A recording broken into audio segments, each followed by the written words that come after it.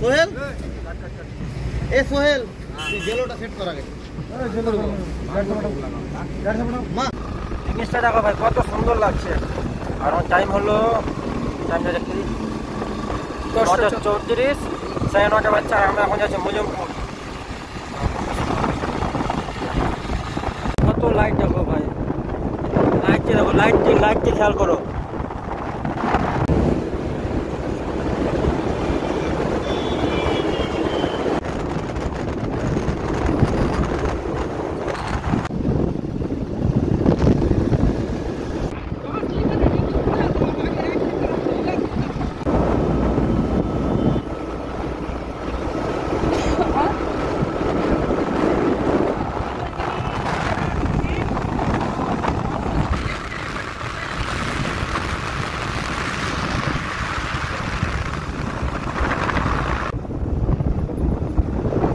দেখো কিভাবে বাদলা বাল্লে ডাঙা পৌঁছয়নি, খুলে গেল দেখো, এখনই খুলে গেল। দেখো হাতিলে দাঁড়িয়ে আছে, কিভাবে বাদলা রাহুলদা।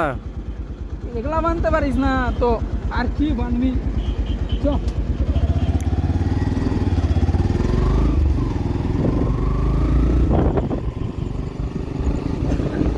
তো আমরা এখন এসেছি এসটিআরের দিদির বাড়ি।